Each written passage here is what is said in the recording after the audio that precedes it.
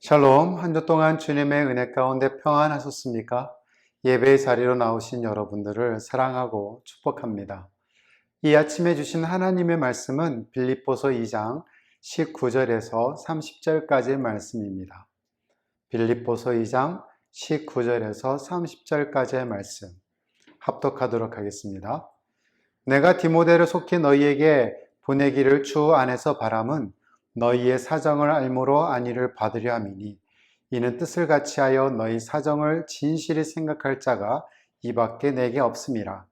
그들이 다 자기 일을 구하고 그리스도 예수의 일을 구하지 아니하되 디모데의 연단을 너희가 아나니 자식이 아버지에게 함같이 나와 함께 복음을 위하여 수고하였느니라. 그러므로 내가 내 일이 어떻게 될지를 보아서 곧 이 사람을 보내기를 바라고 나도 속히 가게 될 것을 주 안에서 확신하노라. 그러나 에바브로디도를 너희에게 보내는 것이 필요한 줄로 생각하노니 그는 나의 형제요 함께 수고하고 함께 군사된 자요 너희 사자로 내가 쓸 것을 돕는 자라. 그가 너희 무리를 간절히 사모하고 자기가 병든 것을 너희가 들은 줄 알고 심히 근심한지라. 그가 병들어 죽게 되었으나 하나님이 그를 궁일히 여기셨고 그뿐 아니라 또 나를 궁일히 여기사 내 근심 위에 근심을 면하게 하셨느니라. 그러므로 내가 더욱 급히 그를 보낸 것은 너희로 그를 다시 보고 기뻐하게 하여 내 근심도 덜려 함이니라. 이러므로 너희가 주 안에서 모든 기쁨으로 그를 영접하고 또 이와 같은 자들을 존귀히 여기라. 그가 그리스도의 일을 위하여 죽기 이르러도 자기 목숨을 돌보지 아니한 것은 나를 섬기는 너희의 일의 부족함을 채우려 함이니라. 아멘.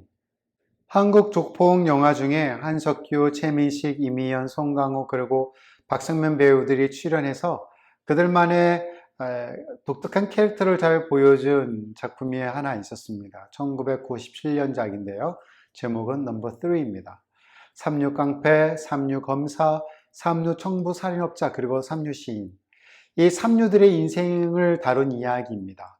이들은 삼류에서 이류가 되기 위해, 이류에서 인류가 되기 위해, 넘버원이 되기 위해 발버둥 치고 있죠. 특히 한석규의 대사 중에 이것이 잘 표현해 주고 있다고 생각을 해요. 어떤 새끼가 넘버 3를 해? 넘버 2야, 이씨. 네, 오늘 본문 제목은 넘버원을 찾으십시오입니다. 어디 홍대 클럽 입구에서 웨이터 넘버원을 찾으란 말은 아닙니다. 또 숨겨진 보물을 찾기 위해 성경이라는 지도를 가지고 세계 곳곳을 돌라는 말씀도 아니에요. 우월주의 세상을 가지고 넘버 3, 넘버 2가 아니라 넘버 1이 되라는 말은 더더욱 아닙니다. 오늘 설교의 구성은 앞부분은 디모데와 에바브로디도를 소개하도록 했고요. 중간 부분은 오늘 본문을 통해서 넘버원을 찾기 위한 노력을 저와 여러분이 함께 해 나갈 것입니다. 그리고 마지막 부분은 그 넘버원에 대해 같이 생각해 보려고 해요. 빌립보서는 바울이 로마 감옥에서 빌립보 교회를 위해 쓴 편지인 것을 여러분이 잘 기억하실 것입니다. 그가 어떤 범죄를 저질러서 감옥에 있는 것이 아니라 그리스도의 복음을 전하다가 투옥된 사실 때문임도 아실 것입니다. 그러나 바울은 차디찬 감옥에서 약 1300km나 떨어져 있는 빌립보에 있는 성도들을 걱정하고 있었어요. 또 빌립보 교회 성도들도 감옥에 있는 바울을 걱정했죠. 빌립보 교인들이 얼마나 바울을 사랑했고 선교에 동역하며 협력했는지 지난 몇 주간의 강해를 통해서 저와 여러분이 나누었습니다. 오늘 본문에서도 그들의 수고로움을 보여주는데요. 그들은 에바브로디도를 로마로 보내 바울을 돕게 했습니다. 하지만 에바브로디도가 도착한 후 어느 시점에 병들어 죽게 될 만큼 정말 아팠어요. 그래서 아직 감옥에 있는 바울은 그를 집으로 돌려보내기를 원했고 바울은 디모데를 에바브로디도와 함께 빌립보 교회로 보냈습니다. 디모데는 에바브로디도와 함께 여행길에 오르는 동안 그를 돌봐야 했고 사도 바울이 쓴 이 서신을 빌립보 교회에 전해했죠. 자, 오늘 본문에서 여러분은 바울이 이 두 사람 디모데와 에바브로디도를 어떻게 칭찬하고 있는지를 봤을 것입니다. 먼저 디모데를 볼까요? 20절입니다. 이는 뜻을 같이하여 너희 사정을 진실히 생각할 자가 이밖에 내게 없음이라. I have no one else like him. 뜻을 같이 하여라는 해당하는 헬라어는 동등한과 혼이라는 합성어인데요. 두 가지 의미를 가지고 있습니다. 먼저는 친밀하고 깊은 관심을 가지고 돌보아 주다, my close friend 라는 의미가 있고요. 문자적 해석으로는 같은 심령을 가지다라고 의미를 볼 수 있어요. 첫 번째 의미로 해석을 하면 바울 지휘의 디모데를 제외하면 친밀하게 돌봐주는 자가 없다는 말이고, 두 번째 의미로 해석하면 바울의 생각과 뜻을 같이 하는 자는 디모데뿐이라는 것이죠. 또 그 다음에 어떻게 설명하고 있습니까? 너희 사정을 진실히 생각할 자라는 거예요. 빌립보 교회 사정을 잘 알고 있고 또 빌립보 교회를 잘 목양할 수 있는 사람이 바로 디모데라는 거죠. 디모데밖에 없다고 말을 하는 겁니다. 이런 의미를 담고 있는 세번역 성경으로 볼까요? 나에게는 디모데와 같은 마음으로 진심으로 여러분의 형편을 염려하여 줄 사람이 아무도 없습니다. 자, 에바브로디도를 잠시 보죠. 29절입니다. 이러므로 너희가 주 안에서 모든 기쁨으로 그를 영접하고 또 이와 같은 자들을 존귀히 여기라. Honor men like him. 에바브로디도와 같은 사람을 공경하라, 존귀히 여기라 라고 권면하고 있습니다. 자, 그렇다면 우리는 이 두 사람에 대하여 어떻게 높은 찬사를 보낼 수 있을까요? 우리는 이 두 사람의 신앙을 좋은 본보기로 삼아야 할까요? 또한 성경의 각 페이지에서 만나는 믿음의 선조들의 일들을 우리가 할 수 있을까요? 다윗이 골리앗과 싸울 때 어느 누가 용기를 갖고 싶지 않았겠습니까? 여러분의 믿음을 위해 풀 속에 있는 자신을 발견할 때 왜 감히 다니엘의 새 친구 같은 용기를 갖고 싶지 않았겠습니까? 자, 오늘 본문에 소개된 두 사람, 디모데와 에바브로디도를 보십시오. 특히 에바브로디도는 우리들에게 잘 알려지지 않은 인물입니다.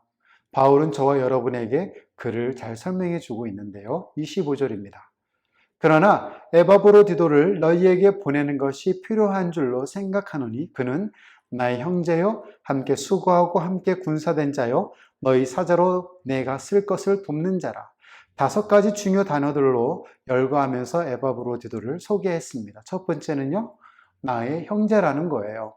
에바브로디도는 바울과 함께 신앙을 공유하고 하나님 가족의 일원으로서 깊은 애정을 나누는 자였다는 것입니다. 함께 수고하고, 여기서 해당하는 헬라어는 동역자라는 의미예요. 동역자. 동역자는 복음 증거를 위해 함께 수고한 자를 가리킵니다. 그리고 함께 군사된 자라고 소개를 하고 있습니다. 하나님의 복음을 위해 대적자들과 계속해서 싸우는 일꾼임을 가리키고 있는 것이죠. 너희 사자로, 여기서 사자는 문자적으로 사도라는 말이에요. 사도는 보냄을 받는 자라는 뜻이죠. 그러니 에바브로디도가 빌립보 교회로부터 보냄을 받았다는 사실을 우리가 알 수 있습니다. 내가 쓸 것을 돕는 자, 여기서 돕는 자는 문자적으로 봉사자라는 의미입니다. 자, 에바브로디도는 빌립보 교인들이 바울의 필요를 도와주기 위해 선교 동역자로 보냄을 받은 자라고 소개해 주고 있습니다. 형제로, 군사로 말이죠. 뿐만 아니라 그는 기꺼이 남은 자기 인생을 복음을 위해 고난받는 것을 감수했다라고 바울은 또 다시 소개하고 있습니다. 27절 상반절입니다. 그가 병들어 죽게 되었으나 하나님이 그를 긍휼히 여기셨고, 30절입니다. 그가 그리스도의 일을 위하여 죽기에 이르러도 자기 목숨을 돌보지 아니한 것은 나를 섬기는 너희 일에 부족함을 채우려 함이니라. 영어 성경을 한번 보도록 하겠습니다. Indeed, he was ill and almost died. 그가 병들어 거의 죽게 되었으나 because he almost died for the work of Christ. 그는 그리스도 일을 하다가 죽을 뻔까지 하였습니다. 라는 겁니다. 에바브로디도가 병들었어요. 그리스도 일을 위하여 거의 죽음에 가까웠다고 병에 대한 심각성을 언급했습니다. 바울은 에바브로디도의 병세가 심각하여서 거의 죽게 될 뻔했으나 하나님의 도우심으로 기적적으로 살았다고 진술했어요. 그런데 여기서 한 가지 이상한 점은 에바브로디도의 병사가 심각했고 치유 과정이 큰 사건임에도 불구하고 바울은 이것을 언급하지 않았다는 거예요. 다만 하나님이 그를 긍휼히 여기셔서 병을 낫게 하셨다고만 간단하게 기록했습니다. 아마도 바울의 관심은 병의 원인이나 치료의 과정보다도 병을 낫게 하신 하나님의 간섭을 더 기술하고 싶었는지 모르겠습니다. 바울은 에바브로디도의 병세 악화가 빌립보 교인들을 엄청난 좌절과 시리에 빠지게 될 것을 인식했을 것이에요. 바울의 근심은 단순히 에바브로디도에 대한 것뿐만 아니라 그의 병세 악화나 사망했을 때 처리해야 할 빌립보 교인들의 충격에 대한 것이었죠. 그러기에 에바브로디도의 치유 과정보다도 결과적으로 하나님의 긍휼하심으로 회복됨을 소개하고 있습니다. 그래서 바울은 30절에 에바브로디도를 영접하고 존귀 여기려 할 두 가지 이유를 기록했어요. 첫째는 그리스도의 일을 위하여 죽기에 이르러도 자기 목숨을 돌아보지 아니한 것이었습니다. 네, 에바브로디도는 로마에 갇힌 바울을 돕기 위해 처형당할 것을 두려워하지 않았어요. 심지어 자신의 병들어 죽게 될 지경에 이르기까지 헌신하였다는 말입니다. 여기서 중요한 문맥에 나오는데요. 돌아보지 아니한다라는 본래의 의미는 도박사가 돈을 따기 위해 모험을 하거나 탐험가가 값진 것을 얻기 위해 생명을 거는 위험을 의미합니다. 이렇게 에바브로디도가 바울의 돕는 자로 봉사하는 일이 이처럼 헌신적이었음을 빌립보 교인들에게 전해주고 있는 것이에요. 그러기에 그를 영접하고 존귀히 대하라고 그 이유를 설명하고 있습니다. 두 번째 이유는 빌립보 교인들이 다 하지 못한 봉사를 채우려고 자기 목숨을 아끼지 않은 사람이라고 기록했습니다. 빌립보 교인들이 사도 바울을 얼마나 사랑했고 얼마만큼 협력했고 성계에 동역했는지 1장에 잘 기록하고 있죠. 그런데 빌립보 교인들은 바울과 함께 동참해서 복음 선포 사역에 더 감당해야 했으나 그렇게 할 수 없으므로 대신 에바브로디도를 보낸 것 아니겠습니까? 그 사명, 그 의문감을 가진 에바브로디도가 목숨을 안기지 않고 그 일을 했다는 거예요. 자, 여기까지 오늘 본문에 나온 디모데와 에바브로디도를 보시면서 그들처럼 되고 싶다는 이유를 찾았을 것입니다. 가장 좋고 심플한 방법을 하나 알려드리죠. 뭘까요? Follow it입니다. Follow it. 따르는 것입니다. 순종하는 것이에요. 예수님을 따라가는 것이고 복음을 따라가는 것입니다. 마태복음 5장 19절 말씀하시되 나를 따라오너라. 내가 너희를 사람을 낚는 어부가 되게 하리라. Come, follow me, and I will make you fishers of men. 만약 여러분이 좋은 본보기를 찾고 계신다면 왜 성경에서만 제안하고 계십니까? 저도 여러분이 한두 가지 배울 수 있는 많은 사람들에게도 찾을 수 있다고 생각합니다. 도산 안창호라든지 무명의 독립운동가, 여러분의 부모님이나 학교 선생님, 직장 동료나 교회 교우 등 말이죠. 또한 역사 속에서도 있던 소수의 사람들에게서도 우리가 찾을 수 있다고 봅니다. 목민심서를 기록한 도산 정약용 선생이라든지 불멸의 영웅 이수신 장군 등등 말이죠. 성경의 주된 목적은 독자가 성경 속에 있는 인물들의 신앙을 본받아 그들을 따라가도록 하는 것이 아닙니다. 특별히 오늘 본문은 여러분에게 디모데나 에바브로디도를 보여주기 위함이 아니에요. 그들처럼 되라는 것도 아닙니다. 그들은 성경이 우리가 보기 원하는 것을 보기 원할 것입니다.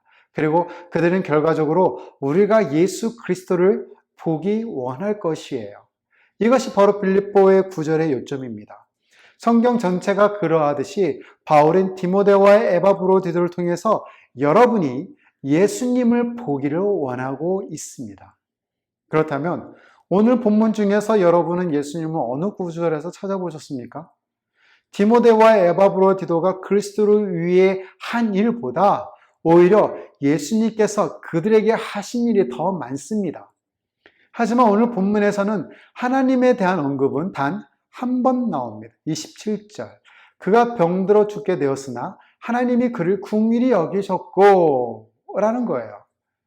그리고 예수님의 이름과 주와 관련된 것은 몇 구절만 언급이 되어 있습니다. 19절, 내가 디모데를 속히 너에게 보내기를 주 안에서 바람은 너희의 사정을 알므로 안위를 받으려 함이니. 21절, 그들이 다 자기를 구하고 그리스도 예수의 일을 구하지 아니하되.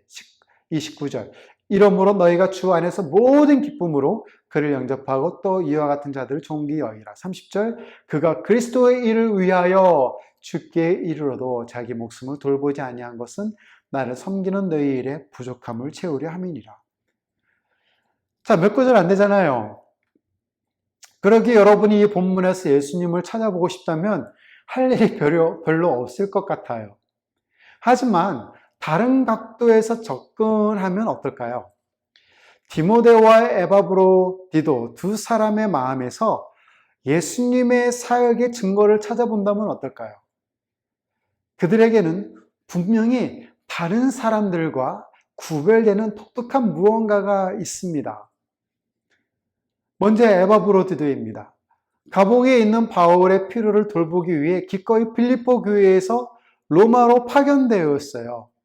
참고로 대한민국 서울에서 필리핀 마닐라까지 약 2,500km예요. 로마에서 빌립보까지 약 1,300km 되니까 한 두 배가 되는 거죠. 비행기 시간으로는 한 4시간 걸리는 소요 시간입니다. 자, 여러분. 그렇게 어려움으로 백기를 타든지 육로로 가든지 로마에 파견을 당했어요. 파견을 받았어요. 심지어 그가 병에 걸려 거의 죽음에 이르렀다는 사실조차 그의 소명과 사명을 바꾸거나 그가 한 일에 대해 후회하지 않았다고 기록되어 있습니다. 오히려 자기 병 걸림에 대한 것으로 파송한 교회, 빌립보 교회의 성도들을 더 걱정했어요. 디모데를 볼까요? 디모데는 자기 유익을 구하는 다른 사람들과 달랐습니다. 정반대로 그리스도 예수의 일을 구했습니다. 빌립보 교회로 보냄을 받았습니다. 그런 디모데에게 바울이 왜 빌립보 교회에 파송하고자 하는 이유에 대해 설명했습니다. 새번역 성경 19절입니다. 나는 주 예수 안에서 디모데를 여러분에게 곧 보내고 싶습니다. 그것은 나도 여러분의 형편을 알므로써 격려를 받으려는 것입니다. 바울은 디모데를 빌립보 교회에 보내기를 희망했습니다. 디모데를 보내는 목적인 두 가지인데요. 19절 설명하고 있던 것처럼 하나는 빌립보 교회에게 바울의 소식을 전하기 위해 디모데를 보내기 위함이고, 또 다른 하나는 디모데가 바울에게 돌아왔을 때 빌립보 교회 소식을 들어서 바울 자신이 격려를 받으려는 것이었습니다. 이런 바울의 의도와 목적을 그 어느 누구보다도 누가 더 잘 알았다고요? 네, 자식과 같은 디모데였습니다. 그리고 바울은 디모데에 대해서 빌립보 교회에 이렇게 소개하고 있죠. 현대인 성경입니다. 22절. 여러분이 디모데의 훌륭한 인품을 알고 있겠지만 그는 자식이 아버지에게 하듯 기쁜 소식을 전하는 일에 나를 도와 수고하였습니다. 이 짧은 구절에서 바울은 세 가지 이유를 들어 디모데를 청구하고 있는 것을 발견할 수 있습니다. 첫 번째는요, 디모데 연단을 너희가 안 하니? 라는 거예요. 디모데는 바울이 제1차 전도 여행 시 빌립보 지방에서 복음을 전할 때 바울을 만나 예수님을 영접하였습니다. 그리고 바울의 믿음의 아들이 되었죠. 사도행전 16장 3절을 보시면 아실 거예요. 2차 전도 여행 시에는 에베소에 소동이 있었을 때 바울이 휘말려 있었습니다. 바울을 대신해서 빌립보 지역을 순회하며 신방을 했죠. 사도행전 19장 22절에 기록되어 있습니다. 그리고 바울의 제3차 전도 여행에 동참할 때 핍박을 피해온 바울을 영접을 했습니다. 사도행전 20장 4절입니다. 그러니 빌립보 교인들이 디모데를 잘 알고 있었겠죠. 두 번째 단락에서 바울이 디모데를 소개하는 것은 자식이 아비에게 함같이라고 기록했습니다. 디모데는 주 안에서 바울의 신실한 아들로 두 사이가 매우 친밀한 관계였음을 보여주고 있습니다. 마지막은 나와 함께 복음을 위하여 수고하였느니라 라고 기록했어요. 디모데는 바울의 2차 전도 여행 때부터 바울과 함께 그리스도 위에 헌신하며 복음을 선포하는 일에 헌신하였습니다. 자, 그렇다면 이 두 사람이 다른 사람들과 다른 점이 뭐가 있을까요? 모든 사람들은 최고를 찾습니다. 넘버원을 찾습니다. 모든 사람들은 그렇게 되고 싶어 합니다. 여기에 디모데와 에바브로디도 이 두 사람과 다른 사람들의 차이가 한 가지 있습니다. 그것은 예수님을 그들의 넘버원으로 여겼다는 것이에요. 예수님을 그들의 최고로, 그들의 제일 우선순위를 예수님으로 뒀다는 얘기입니다. 예수님을 자신들보다 그를 더 선호했습니다. 그들은 교회의 안녕을 우선시했습니다. 여러분은 이것이 그들에 대해서 무엇을 말해주는지 물을 수 있어요. 하지만 더 좋은 질문은 이것이 예수님에 대해 우리에게 무엇을 말해주는지에 대한 것입니다. 믿음의 선조들, 신앙의 선배들, 순교의 피를 흘리며 선교 사역을 하셨던 선교사님들, 그분들이 자신들의 삶을 바치고 그 고난을 겪는 것을 특권을 여길 수 있도록 만든 것이 무엇일까요? 예수님 때문입니까? 이 질문에 대한 답을 오늘 본문에서 찾아볼 수 있을까요? 아니면 어떤 작은 힌트라도 우리가 발견할 수 있을까요? 여기서 예수님에 대해 배울 수 있는 것이 있습니까? 저는 있다고 생각합니다. 예수님께서 자기 중심적인 죄인인 저와 여러분을 어떻게 디모데와 에바브로디도와 같은 사람으로 만드셨는지 알려주는 세 가지 특징을 보았습니다. 첫째는 예수 그리스도가 소망을 갖게 하신다는 거예요. 19절 상반절입니다. 내가 디모데를 속히 너에게 보내기를 주 안에서 바라면 I hope in the Lord Jesus to send Timothy to you soon. 바울이 소망한 것이 뭐죠? 디모데를 속히 빌립보 교회에 보내서 자기의 근황을 알리고 다시 돌아온 디모데를 통해서 빌립보 교회 소식을 접하기를 원하는 것이었습니다. 바울의 희망이 어디에 있는지 주목해 보십시오. 디모데에게 있지 않습니다. 비록 디모데가 바울을 아버지처럼 여기고 그와 함께 복음을 위하여 수고하였다 할지라도 말이죠. 바울의 희망은 예수님 안에 있었습니다. 주 안에서 바람은 I hope in the Lord Jesus. 디모데도 마찬가지였습니다. 예수님이 그 안에 계시기 때문에 자신의 일을 구하지 않고 그리스도의 일을 구한 것이죠. 디모데가 그리스도를 신뢰했기 때문에 바울은 그를 신뢰했습니다. 바람과 소망과 희망은 항상 유망해 보이는 미래와 관련이 있습니다. 바울의 바람은 배를 타고 가서 마게도니아 빌립보 교회와 사랑하는 사람들, 성도를 만나는 것이었어요. 그러나 그는 할 수 없지 않습니까? 그래서 그가 할 수 있는 것을 디모데를 보내는 것이었어요.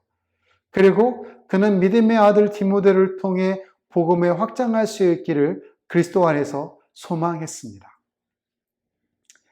만약 여러분의 희망이 그리스도 안에 있다면 여러분 자신의 이익을 최우선순위로 삼을 필요가 없습니다. 그 이유는 그리스도께서 여러분의 필요를 살피실 것이고 미래에 일어날 일에 대해 걱정하지 않아도 된다는 확신을 주시기 때문입니다.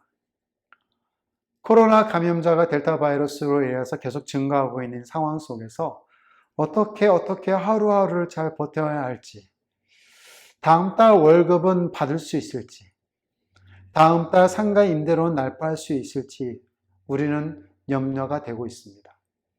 죄송하지만 만약 이런 염려와 걱정이 있으시다면 여러분 자신이 아직도 여러분 손 안에 있는 것입니다.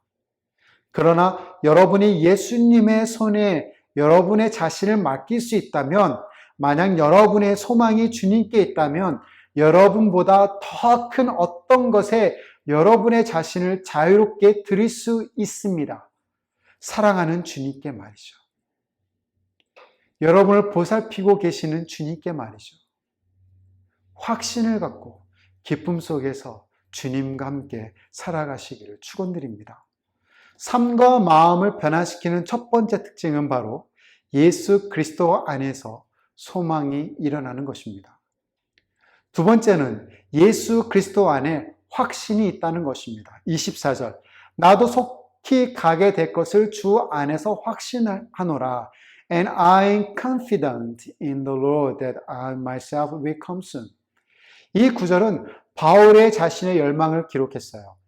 물론 바울은 디모데를 빌립보 교회에 보내고 있어서 마음이 다소 편했을 것입니다. 그러나 그가 진정 원하는 것이 무엇이었습니까? 빌립보에 있는 사랑하는 성도들을 직접 대면하는 것이었어요.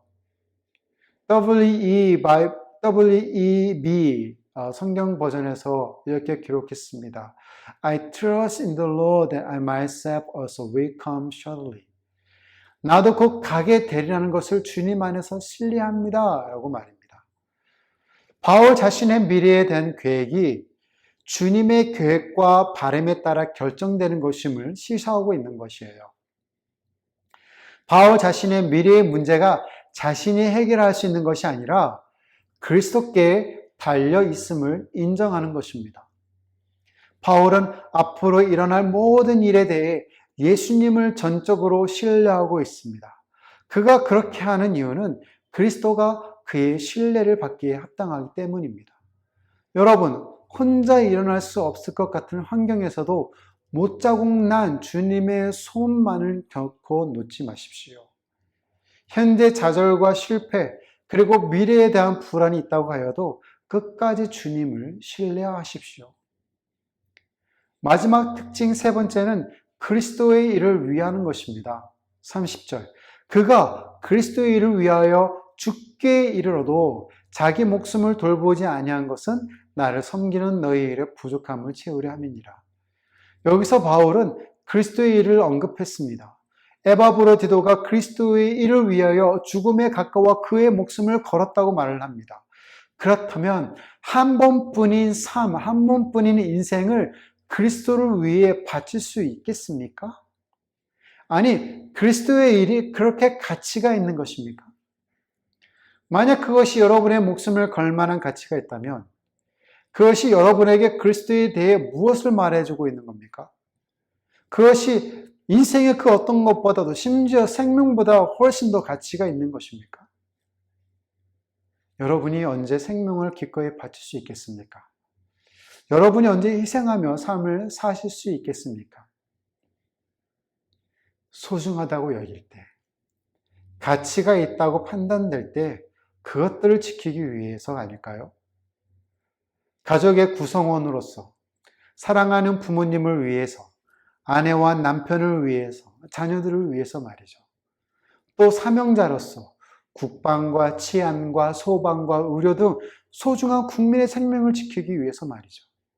그리고 복음의 동역자로서 교회를 위해, 선교를 위해서 아닐까요? 그렇다면 이 모든 것들의 넘버원은 무엇입니까? 여러분의 최고의 우선순위, 제1 우선순위는 무엇입니까? 바라기는 예수 그리스도이시기를 바랍니다. 예수 그리스도 안에 소망이 있고 예수 그리스도 안에 확신이 있으며 그리스도의 일을 하는 것, 이것이 진정 저와 여러분의 넘버원이 되시기를 축원드립니다. 예수님은 여러분의 일부가 아니라 전부를 받을 자격이 있습니다. 예수님은 여러분의 마음을 받을 자격이 있습니다. 예수님은 여러분의 뜻도 받을 자격이 있습니다. 심지어 예수님은 여러분의 몸도 받을 자격이 있습니다. 예수님은 여러분의 모든 것을 받을 자격이 있습니다. 예수 그리스도는 여러분의 넘버원이 되실 자격이 있습니다. 아직도 여러분의 인생에서 넘버원을 찾고 계십니까? 그 넘버원이 지금 여러분 안에 살아 계셔서 활동하고 계신다는 사실을 아십시오. 그분을 신뢰하십시오. 그분을 의뢰하십시오.